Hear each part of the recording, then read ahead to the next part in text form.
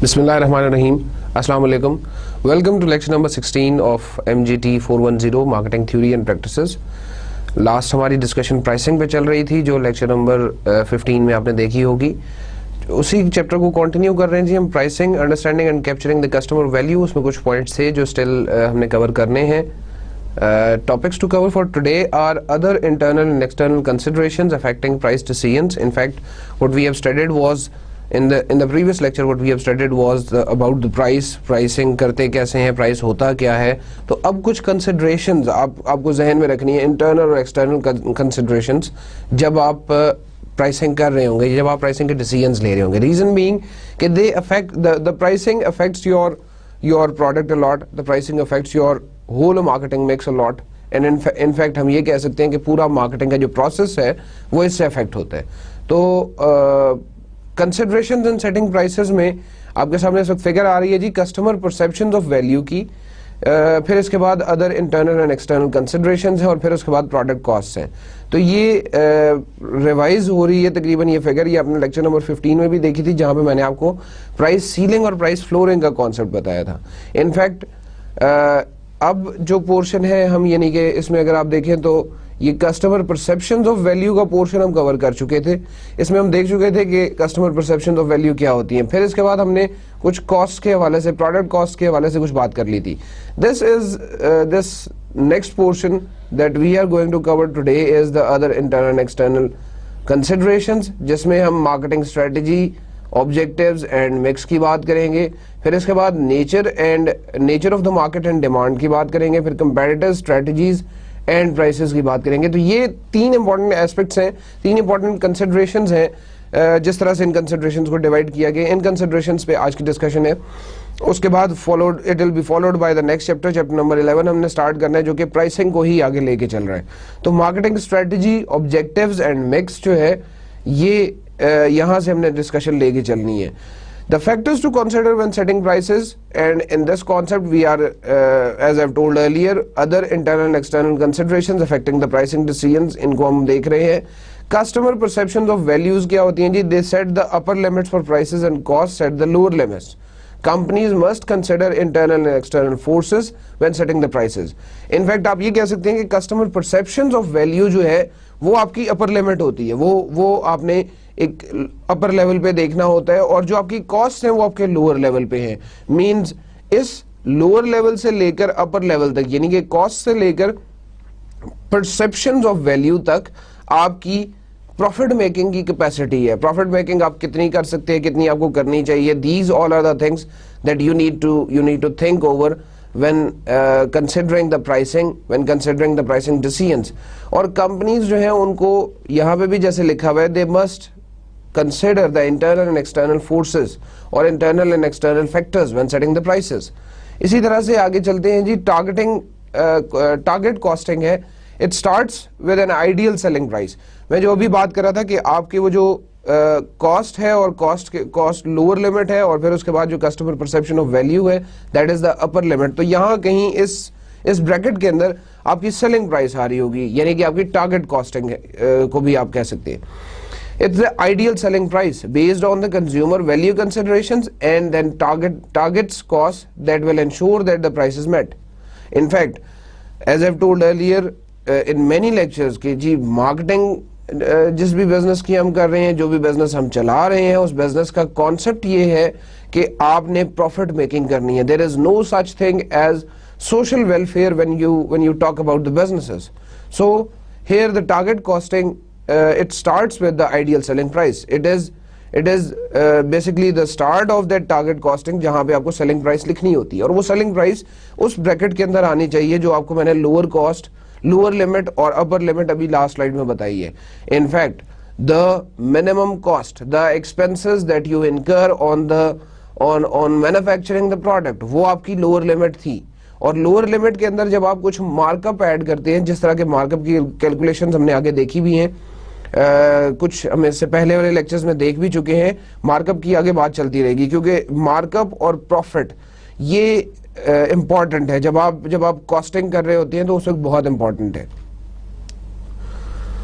Reason being कि there must be a standard or a variable markup added into the cost, added into the costing जो आपने की है एक product की, उसके बाद वो मार्कअप ऐड होगा तो आपकी सेलिंग प्राइस निकलेगी। तो ये टारगेट कॉस्टिंग आप जब कर रहे होंगे तो आपने उस सेलिंग प्राइस को देखना है। It is based on the consumer value consideration and then target cost that will ensure the price is met. The second aspect of this concept, this target costing concept is that the price is met. ये जरूरी है कि आपकी price meet हो, in fact आपके वो खर्चे पूरे हों, आपके एक्सपेंसेस पूरे हों। अगर आपके एक्सपेंसेस पूरे नहीं हो रहे तो डेफिनेटली आपके लिए प्रॉब्लम होगा, आपके लिए वो चीज़ जो है वो आपको उतना बेनिफिट नहीं देगी। तो इसके बाद आप देखें अगर द मार्केट एंड डिमांड की हम बात करें तो before setting prices the marketer must understand the relationship between price and demand for its product. एक बहुत इंपॉर्टेंट कॉन्सेप्ट है कि आप जब हमने शुरू में स्टार्ट में इस कोर्स को स्टार्ट किया तो हमने देखा था कि there is a thing that is called as need, want and then demand.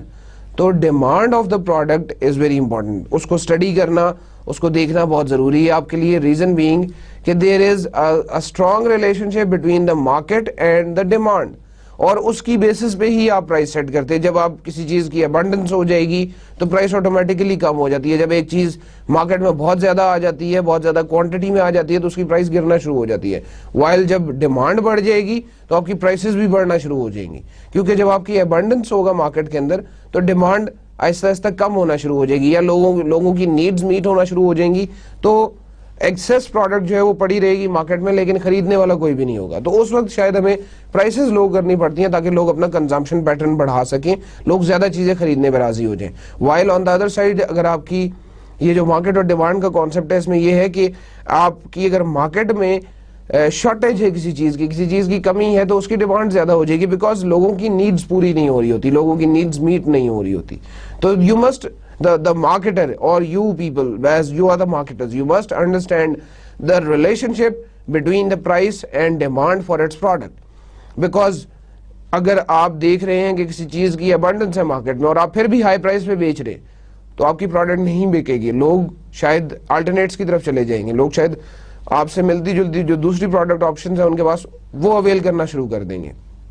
So in other words we can say कि in case of high demand, in case of more demand in the market, you can charge high prices, while on the other side if there is low demand in the market you have to charge or you must charge low prices so that आपका वो stock जो है वो hold ना हो जाए, आपका stock रुका ना रहे, आपका स्टॉक बिक सके। मार्केट एंड डिमांड के बाद कंपटीशन की बात है, और कंपटीशन में भी कैटेगराइज इन प्राइसिंग डिसीजंस में हम जब कंपटीशन की बात करेंगे तो हमने उसको कैटेगराइज किया है। काफी सारा कॉन्सेप्ट ये जो है it resembles with economics as well, जो आप शायद कोर्स पढ़ भी रहे होंगे। प्योर कंपटीशन है, मोनोपोलिस्टिक कंपटीशन है, ओलिगोपोलिस्टिक कंपटीशन है और प्योर मोनोपोली है। तो ये चार एस्पेक्ट्स है कंपटीशन के लिहाज से जो हमें देखने होते हैं, जिनके जो इंपॉर्टेंट कंसर्न्स हैं हमारे। प्योर कंपटीशन में होता ये है कि the market consist of many buyers and sellers trading in a uniform commodity such as wheat, copper, financial services। इस किस्म के काम हो रहे हैं, मीन्स आपके सेलर्स भी बहुत ज्यादा होते हैं, आपके बायर्स भी बहुत ज्यादा होते हैं। नो सिंगल बायर और seller has much effect on the going market price as such। जो मार्केट प्राइस होती है उस पर किसी बायर या सेलर की वजह से कोई डायरेक्ट इफेक्ट नहीं आता, कोई खास इफेक्ट नहीं आता। In fact what you can say is कि इसमें आपको प्योरली कंपटीशन देखने में मिलेगा। हर बंदा अपनी प्रोडक्ट सेल करने की कोशिश कर रहा होगा और हर बंदा जो है वो उसको बायर मिल भी जाएगा। ऐसा नहीं होगा कि शायद बायर की कमी होगी या बायर नहीं मिलेगा। सेकेंड जो एस्पेक्ट है जी monopolistic competition. Under the monopolistic competition the market consist of many buyers and sellers who trade over a range of prices rather than a single market price। वो range of prices पे वो deal कर रहे होंगे। आपको कहीं से एक चीज सस्ती मिल जाएगी, कहीं से एक चीज थोड़ी महंगी मिल जाएगी। जो आपकी शॉपिंग प्रोडक्ट्स है वो बहुत से इस केस में आ जाती हैं। आपको अगर आपकी थोड़ी जी स्पेशलिटी प्रोडक्ट्स होंगी तो वहां पर आपको इस तरह की चीजें नजर आना शुरू हो जाएंगी। अ range of prices occurs between because sellers can differentiate their offers to buyers। वो क्वालिटी के एस्पेक्ट से आप परफॉर्मेंस के एस्पेक्ट से अपनी प्रोडक्ट को दूसरे से डिफरेंशिएट कर रहे होते हैं। इस डिफरेंशिएशन की वजह से ही आपको शायद कंपटीशन देखने में भी मिलता है। आपको शायद ये चीज देखने में मिलेगी कि आप मोनोपोलिस्टिक टाइप ऑफ कंपटीशन, आपकी कोई एक वेरिएबल है, जिस वेरिएबल की वजह से चीज हिट हो रही है, जिस वेरिएबल की वजह से आपकी प्रोडक्ट हिट हो रही है।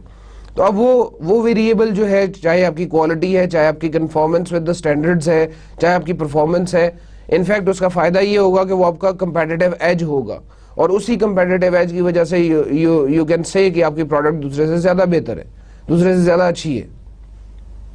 मोनोपोलिस्टिक कंपटीशन के बाद नेक्स्ट जो डिस्कशन है जी, that is about the oligopolistic competition. Under the oligopolistic competition, the market consist of few sellers who are highly sensitive to each other's pricing and marketing strategies। इसमें sensitivity level थोड़ा सा ज्यादा बढ़ जाएगा। जो हमने लास्ट स्लाइड पे देखा था जी मोनोपोलिस्टिक कंपटीशन, वहां पे ठीक है क्वालिटी एस्पेक्ट्स, कंफॉर्मेंस, परफॉर्मेंस, इस तरह की चीजें जरूर आ रही हैं, लेकिन यहाँ पर किसी एक की प्राइस की वजह से दूसरे की चीजों पे, दूसरे की कमोडिटीज पे बहुत ज्यादा फर्क पड़ेगा। The products here in oligopolistic competition can be uniform और नॉन यूनिफॉर्म। ऐसा भी हो सकता है कि आप सब लोग एक जैसी ही प्रोडक्ट्स बेच रहे हो। यूनिफॉर्म प्रोडक्ट्स का मतलब ये है कि all the sellers are selling the same type of product, while non uniform products ऐसी हैं कि हर एक बंदा डिफरेंशिएट कर रहा है अपनी प्रोडक्ट को। हर एक बंदे की प्रोडक्ट दूसरे से ज्यादा डिफरेंट है, दूसरे से मेजर डिफरेंस एक आपको नजर आ रहा होता है। There are few sellers because it is difficult for new sellers to enter the market. For example, जो आपकी फास्ट फूड की इंडस्ट्री है, उसमें बड़े नाम जो हैं, वहां पर शायद आपको थोड़ा सा प्रॉब्लम आएगा कि नए लोग आएंगे वहां पे, तो उस पूरी मार्केट के अंदर वो काम नहीं कर सकते, उस मार्केट को कैप्चर नहीं कर सकते।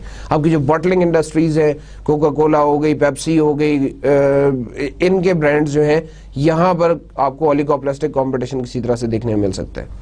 ओलिगोपोलिस्टिक कंपटीशन का इनफैक्ट जो एक कंपेटिटिव एज इसमें एक बंदे को होता है, वो ये है कि being the major share holder of the market, आपकी प्राइसेस की वजह से आपके जो लोअर एंड्स, कई दफा निशेस पे काम कर रहे होंगे लोग, कई दफा एक छोटे मार्केट शेयर पे काम कर रहे होंगे, उन लोगों को अपनी प्राइसेस मिनिमाइज करनी पड़ेंगी। और आपकी उस प्राइस की वजह से आप being a major share holder of the market, being a major company in the market, आपकी वजह से दूसरे लोग जो है वो अफेक्ट हो रहे होंगे। आपकी प्राइसिंग डिसीजंस की वजह से दूसरे लोगों को अफेक्ट होना पड़ेगा और उनको अपनी प्राइसेस कम करनी पड़ेंगी। The last here is the pure monopoly. Under pure monopoly, the market consists of one seller only. जहां पर कोई और ऑप्शन नहीं होगी, एक ही आपके पास सेलर होगा। लाइक हमारे पास कई प्राइवेट रेगुलेटेड मोनोपलीज हैं, कई गवर्नमेंट मोनोपलीज हैं, कई प्राइवेट नॉन रेगुलेटेड मोनोपलीज हैं। तो यहाँ पर पाकिस्तान के केस में अगर आप देखें तो हमारे पास ISCO जो है वो एक मोनोपली की कंडीशन में काम कर रहा है। ओगरा जो है, अगर आप oil and gas regulatory authority को देखें तो उसकी बातें सबको माननी पड़ेंगी, टाइप ऑफ मोनोपोली वहां पर है। लेकिन in fact being a regulatory body, वहां पर शायद दो लोगों को हम बैठा देंगे रेगुलेशंस पे तो ज्यादा मुश्किल हो जाएगी। इसलिए अगर आप आई होप सो ISCO की एग्जांपल आपको ज्यादा बेहतर समझ आ जाएगी कि वहां पर बिजली सप्लाई करने के लिए, बिजली प्रोवाइड करने के लिए we don't have any other option. ये ISCO जो है, इसके फिर आगे SBUs बने हुए हैं, सब्सिडरीज बनी हुई हैं, जिस तरह से पेप्को है या लेस्को है, अब ये सारे जो है ये सब्सिडरीज हैं इसकी। But the electric supply company वो पाकिस्तान की एक ही है, और उस स्पेसिफिक कंपनी के लिए आपको प्योर मोनोपोली देखने में मिल रही है। और प्योर मोनोपोली में होता है the seller has the full advantage because the buyer has no other option to avail, no other option to go for। कोई और ऑप्शन मेरे पास जब अवेलेबल ही नहीं होगी, एक ही जगह से मुझे एक चीज अगर मिल रही है तो then I have to buy from it, I have to buy from that specific seller. अब इस तरह की मोनोपोली के केसेस में बहुत सी दफा ऐसा भी होता है कि companies abnormally high prices charge कर रही होती है। आपके पास क्योंकि ऑप्शन नहीं है तो आप वो एबनॉर्मल हाई प्राइसेस जो है वो आपको बर्दाश्त करनी पड़ती है। वो आप उनको आपके पास उसके अलावा कोई जवाब है ही नहीं कि आप कोई और चीज इस्तेमाल करें। देन द डिमांड कर्व, इसी प्राइसिंग डिसीजंस में नेक्स्ट बात है जी डिमांड कर्व की। It shows the number of units the market will buy in a given period at different prices. और डिमांड कर्व, जैसे कि अभी थोड़ी देर पहले बात मैं मार्केट एंड डिमांड के हवाले से कर रहा था कि the higher the price is the lower the demand.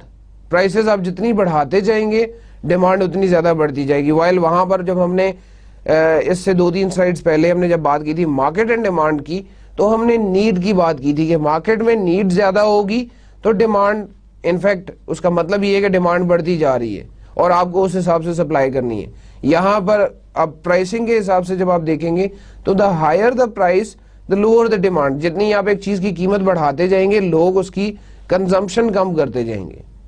आप अगर प्राइसेस लो करना शुरू करेंगे तो डिमांड आपकी इंक्रीज होनी शुरू हो जाएगी, लोगों की कंजम्पशन पैटर्न जो है वो चेंज हो जाएगा, they'll try to consume more. Normally demand and price are inversely related. ये जो डिमांड और प्राइस की एक फिगर अगर बनाएंगे आप तो ये हमेशा इनवर्सली रिलेशनशिप इनमें नजर आएगा आपको। यानी कि अगर डिमांड बढ़ रही है तो प्राइसेस डिक्रीज हो रही होंगी, प्राइसेस अगर बढ़ रही हैं तो आपकी डिमांड डिक्रीज होना शुरू हो जाएगी। फॉर प्रेस्टीज और the luxury goods the higher prices can equal higher demand when consumers perceive higher price as higher quality. एक जनरल कन्वेंशन है, although it's not always the case, but it is a general convention that whenever you are charging higher prices, the consumers will think that you'll give them high quality products. आप उन्हें अच्छी quality के products दे रहे होंगे। तो दो for that luxury goods the higher prices can equal the higher demand, means the higher demand can be justified by the higher prices in case of these luxury goods। और आप वहां पर ज्यादा पैसा खर्च भी करना चाहते हैं क्योंकि लग्जरी गुड्स ऐसी हैं, जो हमने टाइप ऑफ गुड्स जब डिस्कस करे थे उस वक्त देखा था कि लग्जरी गुड्स में we don't have much choice और we don't even think of कि जी हमें यहाँ से कोई पैसे बचाने चाहिए। We always think of having a good quality product. हम जब गुड क्वालिटी प्रोडक्ट की बात करते हैं, लग्जरी प्रोडक्ट जब भी हम खरीद रहे होंगे तो हम हायर प्राइसेस को ज्यादा प्रेफरेंस, हायर क्वालिटी को ज्यादा प्रेफरेंस दे रहे होंगे, नॉट हायर प्राइस। और हम यही कहेंगे कि जी प्रोडक्ट अच्छी होनी चाहिए, बेशक उसकी प्राइस थोड़ी सी ऊपर चली जाए, प्राइस थोड़ी सी ज्यादा भी हो जाए। इनफैक्ट इस स्लाइड से हम ये समझ सके हैं कि the higher the price the lower the demand. और इनफैक्ट इन सिंपल वर्ड्स जो आपको बुलेट में पॉइंट नजर आ रहे हैं उसमें नंबर 1 पे लिखा हुआ है कि normally demand and price are inversely related. वो इनवर्सली रिलेशनशिप उनका आपको नजर आएगा। डिमांड कर्व के बाद कंटिन्यू इसमें अगर करें आप तो इसी डिमांड कर्व के अंदर ही कॉन्सेप्ट आता है जी प्राइस इलास्टिसिटी ऑफ डिमांड का। अगेन थोड़ा सा मैं इकोनॉमिक साइड पे जा रहा हूं, लेकिन as this is part of the course, अब ये प्राइसिंग में हमने इलास्टिसिटी ऑफ डिमांड को भी देखना होता है। तो price elasticity of demand illustrates the response to demand to a change in price. इसमें आपको दो कैटेगरीज नजर आ रही हैं, दो हैं जी, एक इनइलास्टिक है और एक इलास्टिक डिमांड है।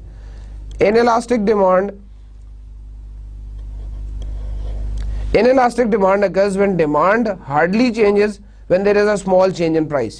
आप प्राइस में थोड़ी सी चेंज लेके आए और डिमांड बहुत माइन्यूटली चेंज हो, इट हार्डली चेंजेस, या इसमें चेंज आपको बिल्कुल ना नजर आए, तो वो इनइलास्टिक डिमांड होगी। वाइल इलास्टिक डिमांड है occurs when demand change greatly for a small change in price।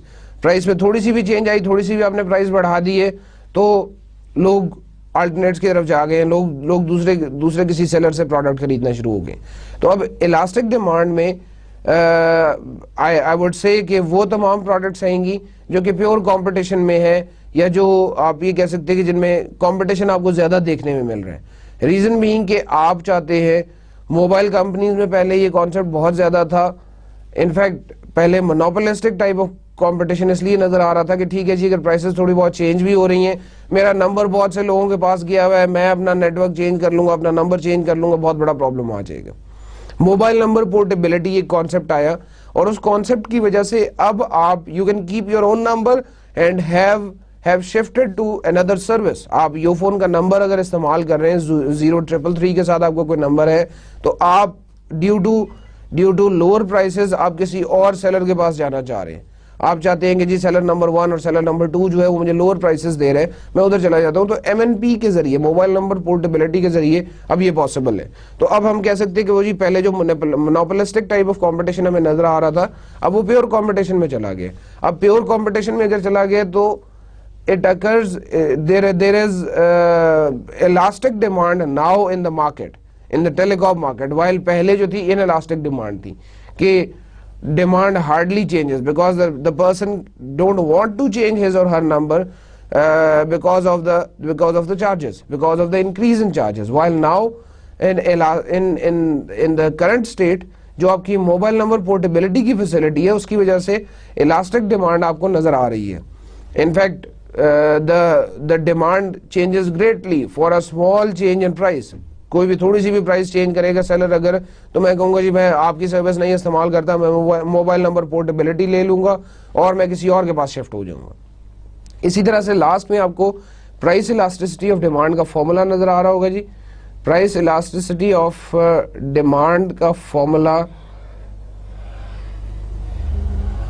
ये है जी, जिसमें percentage change in quantity demand over percentage change in price.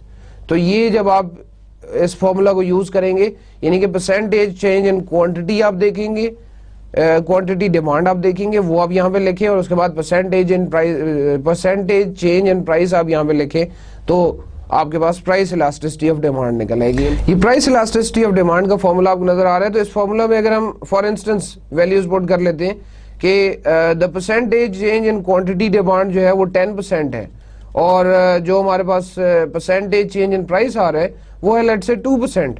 तो आप अब देखेंगे इसका आंसर आ रहा है जी 5, यानी कि प्राइस इलास्टिसिटी ऑफ डिमांड जो है वो 5 है. तो अब ये 5 वैल्यू जो है इट मींस के प्राइस इलास्टिसिटी जो है वो आपकी 5% है, या आप इसको 5 कह लें सिर्फ, कि प्राइस इलास्टिसिटी ऑफ डिमांड जो है वो आपकी 5 है. इनफैक्ट ये प्राइस इलास्टिसिटी जितनी ज्यादा होगी, कंज्यूमर उतनी देर तक आपके साथ रहने के लिए, कंज्यूमर उतनी देर तक आपकी प्रोडक्ट इस्तेमाल करने के लिए तैयार होगा. लेकिन प्राइस इलास्टिसिटी ऑफ डिमांड जितनी बढ़ जाएगी उतना आपका कंज्यूमर जल्दी आपसे, आपके पास से स्विच कर जाएगा टुवर्ड एनी अदर प्रोडक्ट. तो the companies need to understand कि उन्हें प्राइस इलास्टिसिटी ऑफ डिमांड को कोशिश करना है कि इसकी वैल्यू कम से कम आए. आपकी percentage change in quantity demand और परसेंटेज चेंज इन प्राइस जो है ये हमेशा कंट्रोल में रहनी चाहिए, हमेशा कम होनी चाहिए दोनों वैल्यूज. नेक्स्ट जो है जी, that is about the competitive strategies. This is also very important when you are making the pricing decisions. Comparison of offering in terms of customer value. आप जो चीज प्रोवाइड कर रहे हैं आपकी प्रोडक्ट में और आपके कस्टमर, आपके कंपेटिटर की प्रोडक्ट में क्या डिफरेंस है. In fact what you people think कि किस तरह से आपका कंपेटिटर एक आपकी प्रोडक्ट के ऊपर कंपेटिटिव एज ले रहा है या उस नीड को सेटिस्फाई कर रहे हैं. कंपेटिटर की प्रोडक्ट्स को स्टडी करना पड़ता है. साथ साथ अगर आप स्टडी नहीं कर रहे तो I think so there is a small state which I have already explained, myopia. जिस मायोपिया की कंडीशन में आप चले जाएंगे, कंपेटिटर प्रॉफिट मेकिंग करता रहेगा, आपका मार्केट शेयर आहिस्ता आहिस्ता नीचे आता रहेगा. The comparison of offering in terms of customer value, it is definitely important, because when you will compare your product with the competitor's product, it will give you a difference between your and competitor's product. और अगर वो difference में आपकी product ऊपर है तो you don't have to think much about, आपको ज्यादा फिक्र करने की जरूरत नहीं है. लेकिन जब आपकी प्रोडक्ट जो है वो नीचे जा रही है और कंपेटिटर की प्रोडक्ट ऊपर आती जा रही है, वो डिफरेंस जो है वो कंपेटिटर की प्रोडक्ट की तरफ जाना शुरू हो गया, then it is really a problem state for you. And you need to understand कि अब आपको प्रोडक्ट में कहीं ना कहीं इनोवेशन को, क्रिएटिविटी की जरूरत है.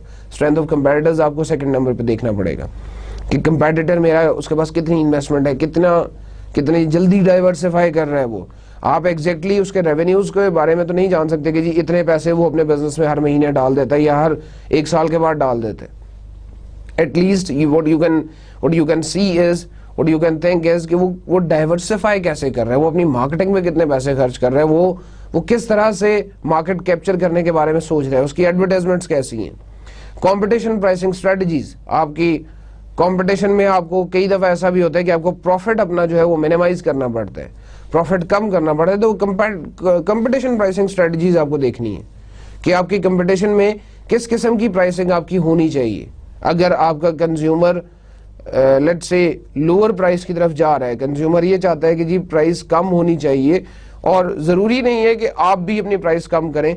Again this is something that seems unusual कि मैं जो बात कर रहा हूँ कि जरूरी नहीं है आप अपनी प्राइसेस कम करें, but you have to justify कि आप क्यों हाई प्राइस चार्ज कर रहे हैं. मे बी कंपेटिटर जो है वो आपसे कम प्राइस चार्ज कर रहा हो, लेकिन फिर भी कंज्यूमर आपसे खरीदने के लिए तैयार होगा, कस्टमर आपके पास ही आएगा. This is one state.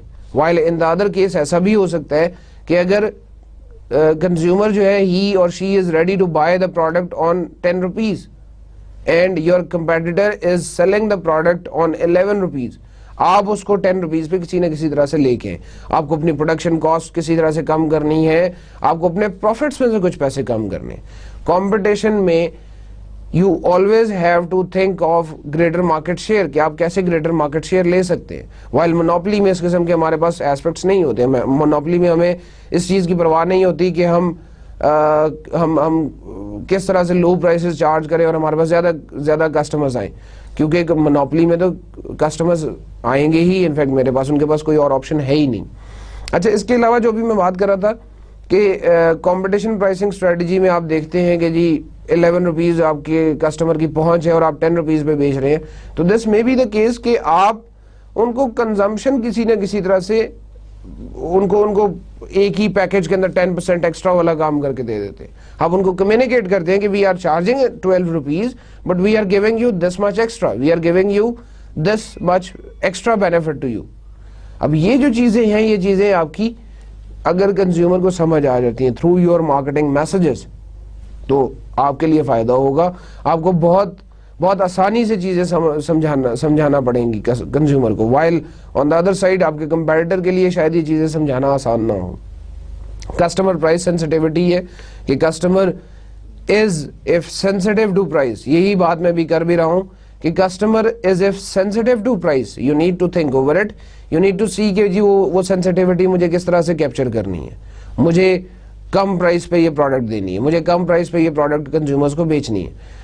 I still say you have to compromise on the profits. I still say you have to think over कि आप अपनी प्रोडक्शन कॉस्ट कैसे कम कर सकते हैं। You still have to think over. लेकिन अगेन वो quality aspect जो है, जब भी हम क्वालिटी की बात करते हैं तो क्वालिटी कभी भी आप डिक्रीज नहीं करेंगे, क्वालिटी कभी भी आप कम नहीं करेंगे। Then is the economic conditions, reseller response to the price, government, social concerns, ये चार और चीजें हैं जी जो आपके एक्सटर्नल कंसिडरेशंस में आ रही हैं। इनफैक्ट अब आप आहिस्ता आहिस्ता इंटरनल को खत्म करके अब एक्सटर्नल कंसिडरेशंस की तरफ जा रहे हैं।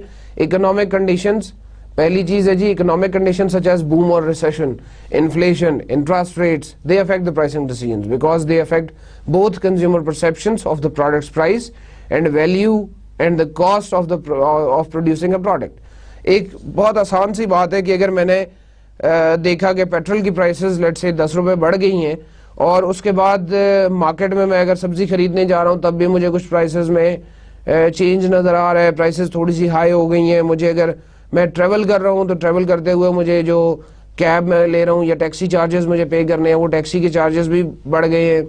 अब ये जो चीजें हैं ये डायरेक्टली कंज्यूमर को इसलिए समझ आ जाती हैं कि there is a strong relationship oil prices के साथ। आपकी तमाम चीजें कनेक्टेड है। ऑयल प्राइसेस अगर बढ़ेंगी तो आपकी हर एक चीज की प्राइस बढ़ जाएगी। इनफैक्ट इसके साथ साथ अगर आप रिसेशन में देखें तो रिसेशन में लोग चाहते हैं कि जो उनकी कंजम्पशन कम हो जाए या वो अपनी कंजम्पशन को थोड़ा सा कंट्रोल करने की कोशिश करते हैं।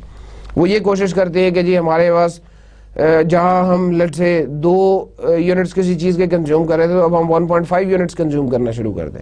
रिसेशन के केस में आपको प्राइसिंग के साथ कैसे खेलना है। फिर इन्फ्लेशन बढ़ रही है अगर, तो इन्फ्लेशन में आप कैसे अपनी प्राइसेस को जस्टिफाई करेंगे, कंज्यूमर को कैसे बताएंगे कि जी इन्फ्लेशन की वजह से मैंने प्राइसेस बढ़ाई हैं। इंटरेस्ट रेट्स हमारे यहाँ बहुत ज़्यादा इनफैक्ट इनका एस्पेक्ट स्टडी नहीं किया जाता इंटरेस्ट रेट्स का, because we are a Muslim state. हम मुसलमान मुल्क होने की वजह से इंटरेस्ट पे we don't have much belief, but various western countries they do their businesses, they do most of their businesses on the basis of interest। mortgage का concept, फिर इसके बाद लोन का कॉन्सेप्ट वहां बहुत ज्यादा है। वहां business, majority of the businesses loan पे चल रहे होते हैं। बैंक से हम लोग भी लोन ले रहे हैं, हम भी इंटरेस्ट पे कर रहे होते हैं, लेकिन हमारा इन्हिसार जो है इंटरेस्ट पे वो कंपैरेटिवली कम है।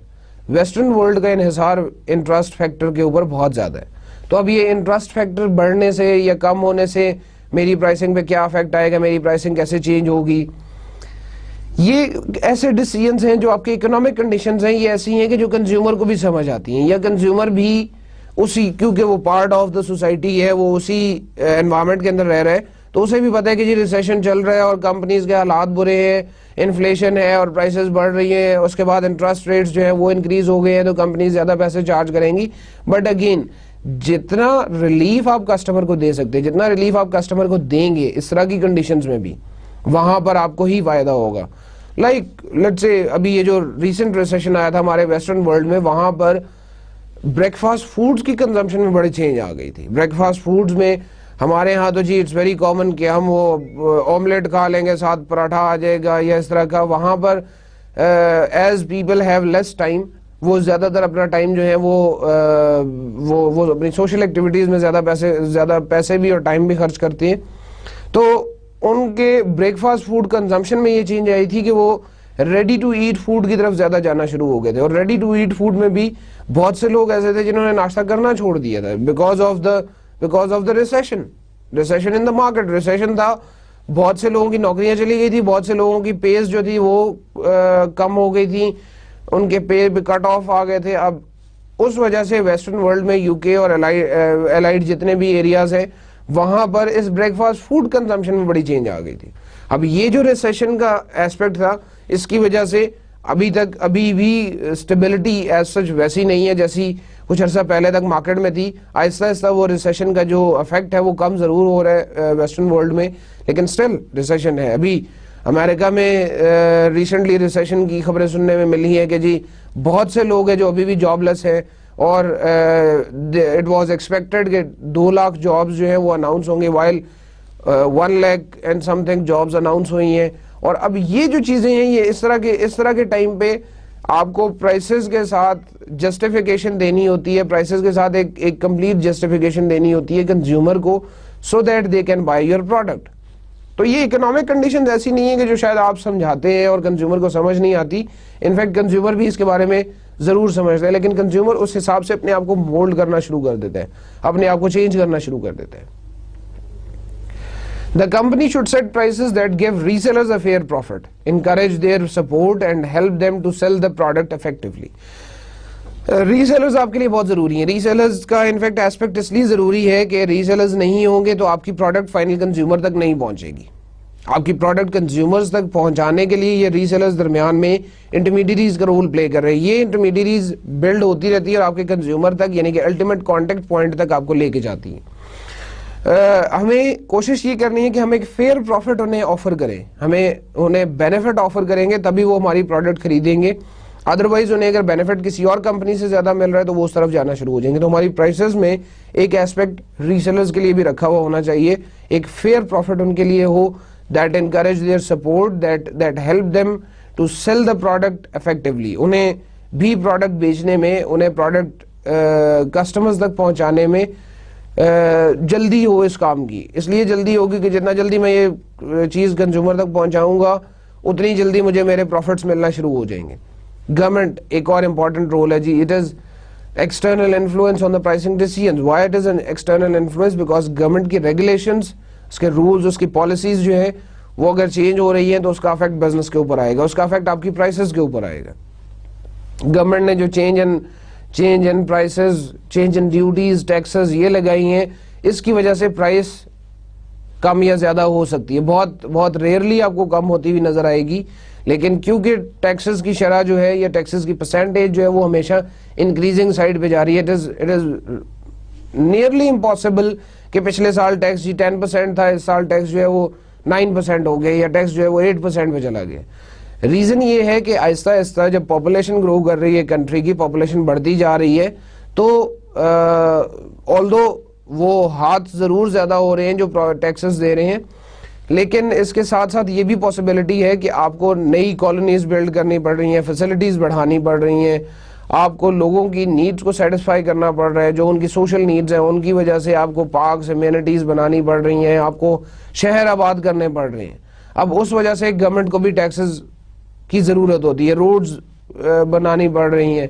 Social concerns need to be taken into consideration when setting the prices. एक और इम्पोर्टेंट कॉन्सेप्ट जो है, कंसर्न जो है वो सोशल कंसर्न होगा कि आपको सोसाइटी वेलबीइंग, आपको माहौल का ख्याल रखना, इन सब चीज़ों की तरफ भी देखना है। और अगर आप एक फैक्ट्री चला रहे हैं और आप अपना वेस्ट जो है वो अनट्रीटेड एक आबादी में छोड़ रहे हैं तो उससे बहुत से और लोग अफेक्ट हो रहे होंगे।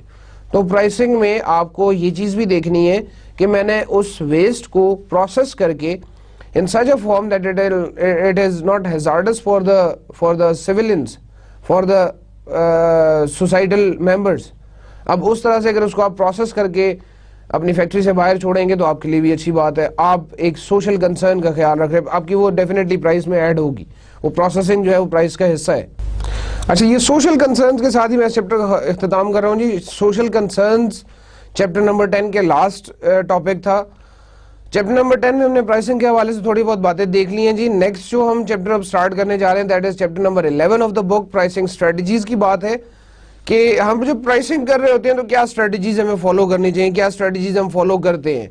इसमें the topics of this chapter are new product pricing strategies, product mix pricing strategies, price adjustment strategies, price changes. ये 4 मेन टॉपिक्स हैं इस चैप्टर के, लेकिन मैं आज की डिस्कशन में सिर्फ पहले 2 टॉपिक्स जो हैं उन पे ज्यादा जोर दूंगा। पहले 2 टॉपिक्स कवर कर रहा हूँ and will continue in lecture number 17 with price adjustment strategies and price changes.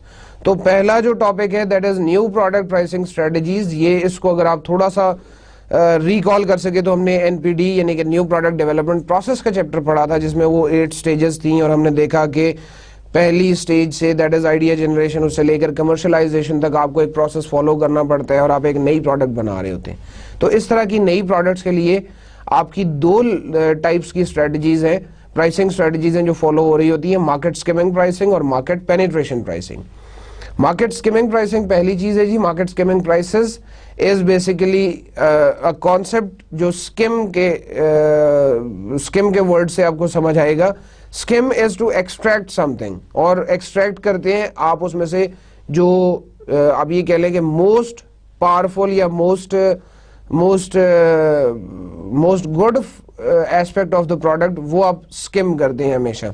In fact बहुत थोड़ी सी जरा लेमैन एग्जाम्पल हो जाएगी लेकिन समझाने के लिए कि the milk that you boil in your home, उसके बाद उसके ऊपर बलाई आ जाती है तो बलाई is basically the scheme.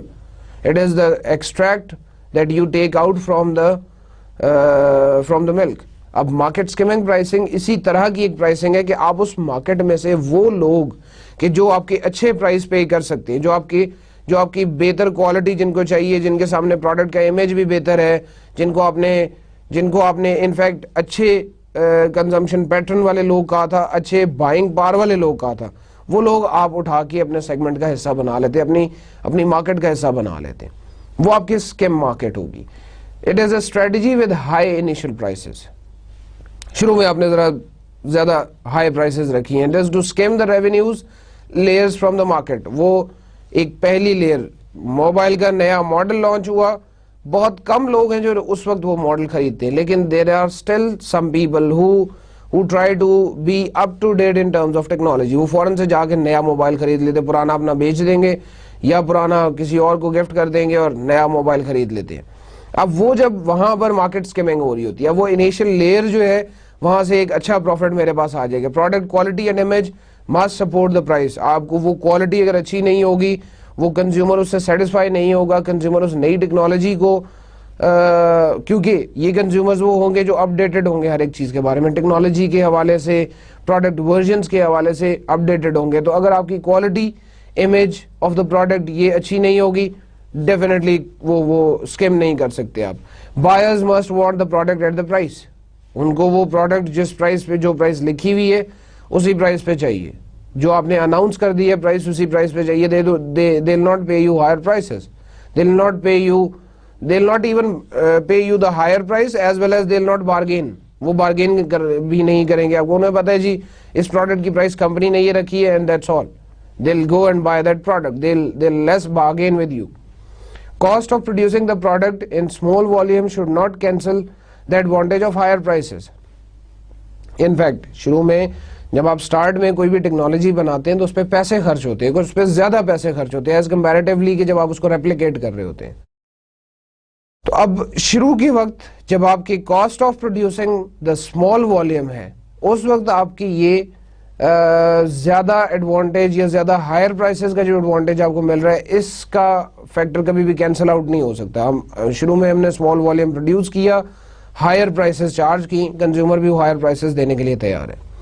Competitors should not be able to enter the market easily. अब वो आपकी हायर टेक्नोलॉजी की वजह से, कॉस्ट की वजह से, मार्केट स्किमिंग प्राइसिंग आप कर रहे हैं, इसकी वजह से कंपेटिटर्स भी इजीली एंटर नहीं हो सकते मार्केट में। वो शायद वो लेयर जो है वो लेयर आप एक्सट्रैक्ट कर लेंगे, टेक्नोलॉजी कॉमन हो जाएगी, टेक्नोलॉजी कॉमन होने के बाद और बहुत से लोग उसको उसी तरह की मिलती जुलती प्रोडक्ट्स बनाना शुरू कर देंगे और शायद जो फिर उसके बाद फॉलोअर्स हैं वो मार्केट में आना शुरू हो जाएंगे। पहली लेयर आपने उठा ली, पहली लेयर ऑफ गुड मार्केट आपने उठा ली, गुड कस्टमर्स आपने उठा ली, उसके बाद फिर आपके फॉलोअर्स आना शुरू हो गए। फिर उसके बाद जो थर्ड एंट्री वो है जो लेट फॉलोअर्स होते हैं या लेटेंट्स जिनको कहा जाता है, तो वो लेटेंट्स फिर आना शुरू हो जाएंगे और वो लेटेंट्स आपकी प्रोडक्ट खरीदना शुरू हो जाएंगे। मार्केट स्किमिंग प्राइसिंग के बाद नेक्स्ट कॉन्सेप्ट है जी, it is about the market penetration pricing. It sets a low initial price. Penetration pricing में कॉन्सेप्ट इनफैक्ट ये है कि आप मार्केट में ज्यादा से ज्यादा लोगों से डील करना चाहते हैं, ज्यादा से ज्यादा लोगों से आप अपनी प्रोडक्ट जो है उनको सेल करके प्रॉफिट में लेना चाह रहे होते हैं। तो मार्केट पेनिट्रेशन प्राइसिंग में you initially set a lower price in order to penetrate the market quickly and deeply to attract a large number of buyers quickly to gain the market share। इन दोनों में difference जो है वो सिर्फ यही है कि वहां पर आपने हायर प्राइसेस रखी, सेलेक्टिव कंज्यूमर्स को लेके आए, सेलेक्टिव कंज्यूमर्स ने आपकी प्रोडक्ट खरीदी, वहां से आपके पास पर यूनिट प्रॉफिट ज्यादा आ गया। while here you charge initially the low prices, again the penetration pricing it's not possible for the high end high tech products या जो टेक्नोलॉजिकल प्रोडक्ट्स होंगी उनके लिए आप कभी भी मार्केट पेनिट्रेशन नहीं रख सकते। मार्केट पेनिट्रेशन आपकी होगी शायद क्लॉथिंग इंडस्ट्री में हो जाएगी, या आपके पास जो आपकी कमोडिटीज हैं, जनरल बेसिक नेसेसिटीज हैं, उनके केस में बहुत ज्यादा हो सकती है। अब आप यहाँ पर अपनी लोअर प्राइसेस रखेंगे और लोअर प्राइसेस से आप मार्केट में पेनिट्रेट करने की कोशिश करेंगे, ज्यादा number of consumers but the per unit profit will be less. Per unit profit आपका कम होने की वजह से वो ज्यादा कंज्यूमर्स आपके पास आएंगे तब आपको प्रॉफिट देंगे। प्राइस सेंसिटिव मार्केट होती है, आप अगर प्राइसेस थोड़ी सी ज्यादा चार्ज करेंगे कंज्यूमर्स शिफ्ट हो जाएंगे उन प्रोडक्ट्स, उन कमोडिटीज के लिए आपको हमेशा लोअर प्राइसेस चार्ज करनी है, तभी वो प्रोडक्ट्स बिक सकती हैं। Like the case of necessities, inverse relationship to production and distribution cost to sales growth, ये इसका सेल्स ग्रोथ के साथ और प्रोडक्शन एंड डिस्ट्रीब्यूशन के साथ इनवर्स रिलेशनशिप होता है। इनफैक्ट ये कह सकते हैं कि आपकी प्रोडक्शन बहुत ज्यादा हो रही है और सेल ग्रोथ आहिस्ता आहिस्ता बढ़ रही है, या सेल्स ग्रोथ उतनी तेजी से नहीं बढ़ रही। Low prices must keep competition out of the market, आपकी वो लो प्राइसेस की वजह से कंपटीशन मार्केट से बाहर रहता है, मार्केट में कंपटीशन इंक्रीज नहीं होता। दो ये जो प्राइसेस आपने देखी हैं जी, न्यू प्रोडक्ट प्राइसिंग स्ट्रेटजीज आपने देखी हैं, इसमें मैं इसको कंक्लूड कर रहा हूं कि स्किमिंग और पेनिट्रेशन है। Skimming is charging the high price while penetration is charging the low price. Charging the low price is because you want to penetrate in the market, while charging the high price is because you want to skim the market, you want to extract a layer of the market that is ready to pay higher price because of your high end products. While in this case you charge low price, in case of penetration you charge low price because आप ये कहते हैं कि consumer low prices की वजह से ही मेरी तरफ आएगा। और यहाँ पर ये जो पेनिट्रेशन की मार्केट है या पेनिट्रेशन प्राइसिंग जिस मार्केट में आप कर रहे हैं, it is very sensitive to the price. आपकी प्राइस थोड़ी सी इंक्रीज होगी, they will search for alternates, they will search for other products. While जो आपकी स्किमिंग वाली मार्केट है जहाँ पे आपने स्किमिंग प्राइसिंग की है, वहां पर अगर आप प्राइसेस थोड़ी बहुत मैनिपुलेट भी करते हैं, थोड़ी बहुत चेंज भी आती है प्राइसेस में, तो कंज्यूमर कहेगा ठीक है आई कैन बेयर इट। एक चीज की शॉर्टेज हो गई, एक मोबाइल फोन नया, जो अभी मैंने स्किमिंग में मोबाइल फोन की एग्जांपल दी भी थी आपको कि मोबाइल फोन एक नया आया और due to the shortage, due to the less supply, जो रीसेलर है वो उसको 500 रुपए महंगा बेच रहे हैं, इवन देन यूल बाय। और वो रीसेलर आपको बताएगा जी ये शॉर्ट हुआ है या ये मार्केट में अब नहीं है, सिर्फ मैं बेच रहा हूं इसलिए मैं आपसे 500 रुपए ज्यादा चार्ज कर रहा हूं। स्किमिंग और पेनिट्रेशन की आई होप आपको समझ आ गई होगी जी। Next product mix pricing strategies है, आज के लेक्चर का ये लास्ट टॉपिक है। ये एक और तरीका है हमारी प्राइसिंग करने का जिसमें हम product line pricing, optional product pricing, captive product pricing, by product pricing, product bundle pricing, in aspects को देखेंगे। प्रोडक्ट मिक्स प्राइसिंग स्ट्रेटजीज जो है इसमें पहला aspect product line pricing says the management must decide on the price steps to set between the various products in a line. Product line का concept I hope आपको मैं clear कर चुका हूं, आपको मैंने बताया भी था। और प्रोडक्ट लाइन के अंदर आपके जो एक स्पेसिफिक प्रोडक्ट लाइन है उसके अंदर जितनी भी प्रोडक्ट्स आ रही हैं आप उसकी प्राइसिंग एक जैसी रखते हैं या आप उसकी प्राइसेस बहुत ज़्यादा ऊपर नीचे नहीं करते। ये नहीं है कि अगर मैंने बिस्किट्स की एक स्पेसिफिक रेंज में अपने पास चला रहा हूँ, एक प्रोडक्ट लाइन है मेरे पास डेयरी प्रोडक्ट्स की और उसमें बिस्किट्स है, उसमें दूध है मेरे पास, उसमें योगर्ट है, उसमें रायता है, उसमें और मिलती जुलती चीज़ें हैं। अब इस वक्त जो है मैं डेयरी प्रोडक्ट्स में अपनी एक कंप्लीट प्रोडक्ट लाइन प्राइसिंग को अगर फॉलो कर रहा हूँ तो I need to see the steps to set between the various prices in a line. That is the cost differences between products in the line. वो कॉस्ट डिफरेंस कम होना चाहिए, वो कॉस्ट डिफरेंस मिनिमाइज करना है आपको। वो कॉस्ट डिफरेंस ज्यादा होगा तो it will look very odd कि जी आपका जो ABC मिल्क जो है वो 70 रुपीज का बिक रहा है और ABC योगर्ट जो है वो 150 रुपए का बिक रहा है। अब इसमें एक बहुत बहुत बहुत क्लियर कट डिफरेंस आपको नजर आ रहा है। हाँ, ये जरूर है कि मिल्क की प्राइस और आपकी योगर्ट की प्राइस वेरी जरूर करती है, लेकिन it must be in a range, और वो रेंज जो कि कंज्यूमर को समझ आती है। जैसे आप अगर बाजार से भी दूध खरीदेंगे जो कि यूजुअली खुला दूध मिल रहा होता है आपको, तो उसमें दूध और दही की प्राइस में थोड़ा बहुत ही डिफरेंस होता है, बहुत ज्यादा डिफरेंस आपको नजर नहीं आएगा। इसी तरह से उस चीज को आपको फॉलो करना है अपनी उस कंप्लीट प्रोडक्ट लाइन में। अगर आप डेयरीज की प्रोडक्ट चला रहे हैं, प्रोडक्ट लाइन चला रहे हैं, तो आपको वो डेयरी प्रोडक्ट की तमाम की प्राइसेस जो है वो एक रेंज के अंदर रखनी है। एक कंसिडरेबल डिफरेंस उसके अंदर अगर आप डालेंगे तो आपकी प्रोडक्ट नहीं बिकेगी। Customer evaluation of their features and competitors prices. एक प्रोडक्ट लाइन प्राइसिंग में आपको फायदा ये भी होता है कि आपकी एक प्रोडक्ट अगर अच्छी बिक रही है, एक प्रोडक्ट की कस्टमर्स ज्यादा अच्छे हैं, तो दे कैन डिपेंड ऑन और they can rely on your other products. अगर आपका लेट्स से डेयरी प्रोडक्ट्स की ही मैं एग्जांपल दे रहा था, तो डेयरी प्रोडक्ट की लाइन अगर आपके पास है और आपका मिल्क जो है वो बहुत कॉमन है, कंज्यूमर्स उसको बहुत अच्छी तरह से खरीद रहे हैं, तो आप अगर क्रीम लॉन्च करते हैं तो क्रीम भी बड़ी जल्दी बिक जाएगी। आप योगर्ट लॉन्च करते हैं, योगर्ट भी बहुत जल्दी बिक जाएगा। लेकिन again the aspect which you need to consider here is the pricing, कि वो आपकी प्रोडक्ट लाइन प्राइसिंग के एस्पेक्ट में आपको देखना है उसको। Customer evaluation of their features and competitors prices, कि कस्टमर उन फीचर्स को जरूर देखेगा, उन चीज़ों को जरूर देखेगा, क्या टेस्ट में कोई बहुत ज़्यादा वेरिएशन आ गई है, क्या कोई बहुत ही अच्छी या बहुत ही बुरी प्रोडक्ट बनानी शुरू कर दी है। और अगर आपकी एक प्रोडक्ट पहले से अच्छी बिक रही है और आपकी प्रोडक्ट लाइन में कोई नई चीज़ जो आपने ऐड की उसकी क्वालिटी उतनी अच्छी नहीं है जितनी आपकी प्रोडक्ट नंबर 1 की थी, तो डेफिनेटली वो दोनों प्रोडक्ट्स के इमेज को शेक कर देगी, इमेज को खराब कर देगी। प्रोडक्ट लाइन प्राइसिंग के बाद नेक्स्ट है जी optional product pricing. It takes into account the optional और accessory products along with the main product.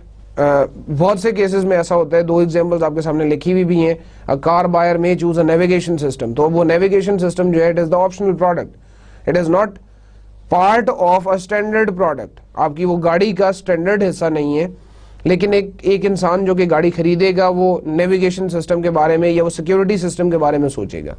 Refrigerator है तो उसमें ऑप्शनल आइस मेकर की ऑप्शन आपके पास आ सकती है। तो ये ऑप्शनल प्रोडक्ट प्राइसिंग जो है, आप उस एक अलहदा से जो आपने उसमें एक इंग्रेडिएंट ऐड कर दिया प्रोडक्ट में, उसकी वजह से आप प्राइसिंग अपनी डिफरेंशिएट कर सकते हैं। आप कहते हैं कि जी रेफ्रिजरेटर नंबर 1 जो है उसमें ठीक है जी फ्रिज भी है और फ्रीजर भी है, लेकिन ये देखें जो मेरा रेफ्रिजरेटर है इसमें एक आपको आइस बॉक्स भी मिलेगा, एक आपको आइस मेकर भी मिलेगा, जो आप थोड़ी देर के बाद आप जाके उसको बटन को प्रेस करेंगे तो वहां से आइस क्यूब्स निकलेंगे।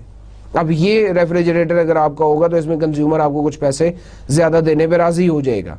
लेकिन if your refrigerator number 1 and the other refrigerator number 2 is same, और आप फिर कहें कि जी मैं ज्यादा प्राइसेस चार्ज करना चाहता हूं, तो क्वालिटी है, परफॉर्मेंस है, डेफिनेटली ऐसी बातें जरूर हैं, लेकिन कंज्यूमर ये जरूर देखेगा क्यों मैं एक्स्ट्रा पैसे पे करूं, क्यों मैं कंपनी नंबर बी को या रेफ्रिजरेटर नंबर बी को खरीदने के लिए ज्यादा पैसे दूं। तो ये ऑप्शनल आइस मेकर, इस तरह की चीजें हैं, कार के अंदर नेविगेशन सिस्टम है या सिक्योरिटी सिस्टम है, ये ऑप्शनल प्रोडक्ट प्राइसिंग में आएंगे। इसी तरह से फिर आपके पास captive product pricing, it involves the product that must be used along with the main product। बहुत सी ऐसी प्रोडक्ट्स है, जैसे आप वो वीडियो गेम्स, थोड़ा सा कन्वेंशनल अगर वे की तरफ चले जाएं तो आपकी वीडियो गेम्स जो हैं या आपके कैसेट रिकॉर्डर्स जो हैं, उसके साथ कैसेट्स जो हैं, कैसेट प्लेयर्स आपके होंगे, उनके साथ कैसेट्स जो हैं, आपके जो टेप रिकॉर्डर्स जिनको बेसिकली कह रहे हैं, या वॉकमैन्स जो हैं, उनके लिए कैसेट रिकॉर्ड कैसेट टेप्स चाहिए होती हैं। फिर इसी तरह से आप अगर कंप्यूटर खरीद रहे हैं तो कंप्यूटर के लिए आपको सॉफ्टवेयर की सीडीज वगैरह चाहिए होंगी। फिर उसके बाद यहाँ पर मैंने प्रिंटर की एग्जांपल दी है, वीडियो गेम्स की एग्जांपल दी है, रेजर ब्लेड्स की एग्जांपल दी है। अब आपने अगर रेजर खरीदा है तो रेजर आपने एक दफ़ा ले लिया, लेकिन आपको उसके ब्लेड्स जो है वो फ्रीक्वेंटली परचेज करने पड़ेंगे। प्रिंटर आप खरीद लेते हैं, उसका कार्ट्रेज आपको बार बार रीफिल करवाना पड़ेगा, आपको खरीदना पड़ेगा। वीडियो गेम का आप बॉक्स खरीद लेते हैं, आपको उसकी कैसेट्स खरीदनी पड़ेंगी। जो थोड़ा सा पुराना कन्वेंशनल सिस्टम था उसमें कैसेट्स भी वीडियो गेम्स में आ रही थी, अब खैर टेक्नोलॉजी ने काफ़ी तरक्की कर ली है। तो ये वीडियो गेम्स हैं, लेकिन these type of video games are still common, अभी भी लोग इस तरह की वीडियो गेम्स खरीद रहे हैं। प्रिंटर का कार्ट्रेजेस जो हैं, ये वो चीज़ें हैं कि जिसमें इनिशियली प्रोड्यूसर जो है, जो मैन्युफैक्चरर है, वो अपनी प्रोडक्ट की प्राइस कम रखता है, यानी कि producers of the main product often price them low and set high markups on the supplies, और वो उन सप्लाईज पे ज्यादा पैसे ऐड करना शुरू करते हैं। यानी कि आपका रेजर जो है वो लेट से मैक 3 की आप एग्जांपल ले लें कि आपको रेजर प्लस 2 ब्लेड्स अगर 500 रुपए में मिल जाता है, तो every time you go to purchase extra blades तो आपको शायद 250 रुपए के 2 ब्लेड्स मिलेंगे। तो आपके जो वो मार्कअप्स या जो आपके प्रॉफिट्स हैं वो इनिशियल प्रोडक्ट पे इतने ज्यादा नहीं होते, लेकिन उसके बाद जो उसकी एसेसरीज है, जो उसके कैप्टिव्स हैं, कैप्टिव्स पे आपको ज्यादा पैसे देने पड़ते हैं।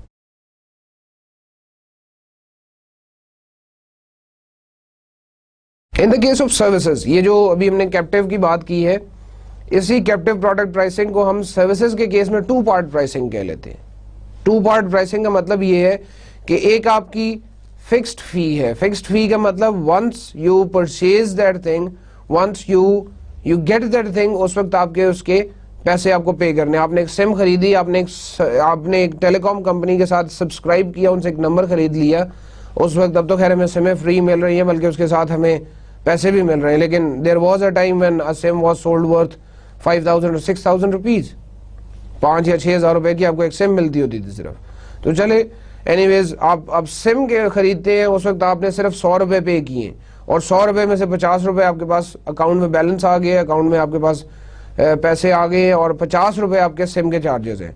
लेकिन बाद में जब जितनी दफा आप रिचार्ज करेंगे, कंपनी को उसके बेनिफिट्स मिलते रहेंगे। तो अब सर्विसेज आप खरीद रहे हैं, आप कॉल करने की सर्विस आप ले रहे हैं, लेकिन शुरू में आपने प्राइस 50 रुपए सिर्फ पे किए, लेकिन हर महीने आप 500 रुपए 600 रुपए के कार्ड्स उसमें फीड करते जा रहे हैं। तो फिक्स्ड फी होती है, that is that 50 rupees for a SIM.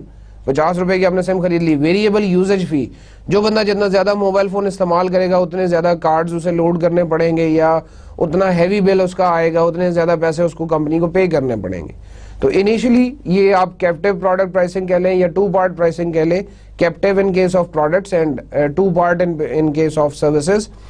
आपको इनिशियली जो पहली प्रोडक्ट है या जो आपकी इनिशियल प्रोडक्शन होगी, उस पर आपको शायद प्रॉफिट नहीं मिलेंगे बीइंग अ बिजनेस, वाइल उसके बाद जो उसके एड-इन्स हैं, जो उसके आपकी एसेसरी, तो आप यहाँ पे नहीं कहेंगे, लेकिन जो उसके कैप्टिव्स हैं या उसके जो पार्ट्स हैं, उसकी जो यूजेज फी है वो आपको साथ साथ देनी पड़ेगी, और उस यूजेज फी पे कंपनी अपने प्रॉफिट्स आपसे ले रही होती है, कंपनी आपसे प्रॉफिट्स बना रही होती है। Byproduct pricing is the next concept. It refers to the products with little or no value produced as a result of the main product. Producers will seek little or no profit other than the cost to cover storage and delivery. अब this is buy product pricing is opposite to the captive product pricing. इसमें जो आपकी initial product है वहीं पे आपने ज्यादा पैसे चार्ज कर लिए, while आफ्टरवर्ड्स आपको इतने ज्यादा पैसे नहीं मिल रहे होते। जब लाइक आपने एसी बेचा तो एसी बेचते वक्त शुरू में आपको बहुत ज्यादा पैसे मिलते हैं, शुरू में आप उस यूनिट की प्राइस बहुत ज्यादा रखते हैं, बाद में उसका यूजेज या बाद में उसकी सर्विसेज जितनी भी हैं वो बहुत से कस्टमर शायद आपसे नहीं लेंगे, किसी और थर्ड पार्टी को बुला के उसको एसी को सर्विस करवा लेंगे।